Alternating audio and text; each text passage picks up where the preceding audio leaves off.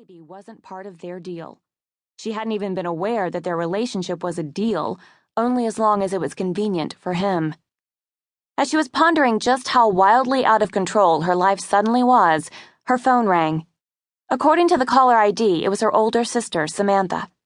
Knowing Sam would just keep calling until Gabi picked up, she answered, trying to inject an upbeat note into her voice. "When you didn't answer your cell phone, I called your office and was told you no longer work there," Samantha said, sounding suitably stunned.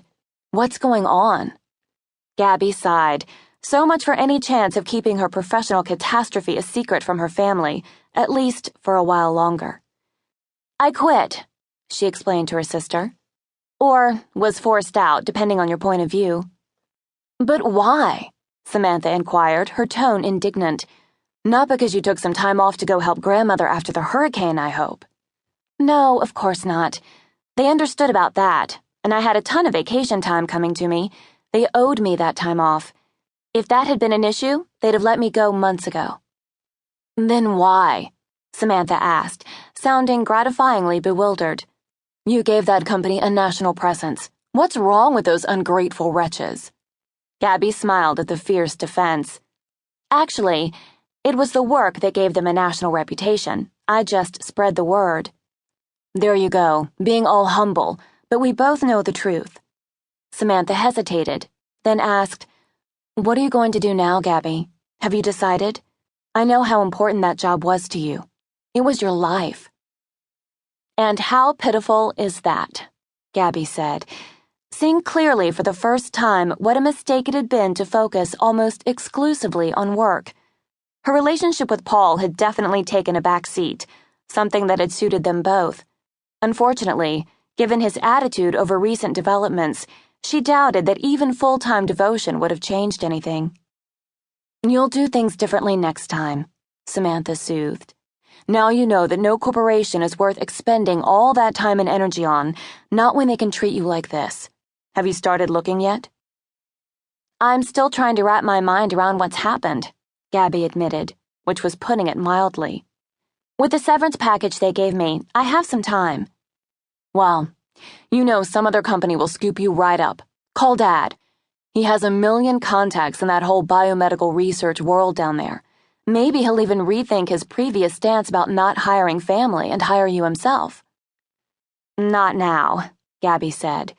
Not only did she not want her father to know about the pregnancy just yet, she had a hunch it would pose a problem with other old-fashioned employers as well. As for her dad, well, his reaction wasn't something she was ready to contemplate. "Why not now?" Samantha pressed. "This is one of those rare instances when Dad could really help. He'd even want to." "I'm not so sure," Gabi said. Her father was as conservative as anyone. He was very conscious of the need in their field to make the right impression, to demonstrate a seriousness of purpose, no mistakes allowed, personal or professional. He'd been equally rigid with his family. She had a feeling he'd side with her boss, and, if that was the case, she didn't want to know it until she had her feet back under her and a plan in place. "Is there something you're not telling me?" Samantha asked suspiciously. "I know you. It's not like you to let any grass grow under your feet. I'm surprised you didn't have another job lined up by the end of the day." "Haven't you heard? These are tough times." "And you're very good at what you do and have the perfect mentor in Dad. Of all of us, you're the closest to him. Why don't you want to ask for his help?" Since it was clear Samantha wasn't going to let this go, Gabi sucked in a deep breath, then blurted, "Because I'm going to have a baby, that's why." She nearly choked on the sob that came with the words. Dead silence greeted the announcement, before Samantha finally said, softly, "Holy saints in heaven, a baby, Gabi? Are you sure?" "Do you think I'd have mentioned it to my boss if I hadn't been sure?" Gabi said dryly. "And that's why they let you go?" Samantha asked, clearly shocked. "Isn't that illegal?" "Technically, they didn't let me go. They demoted me, so I negotiated a buyout. A win-win for everyone, according to Amanda. Who knew she was a better spin master than I ever dreamed of being?" Gabi said, unable to keep a bitter note out of her voice.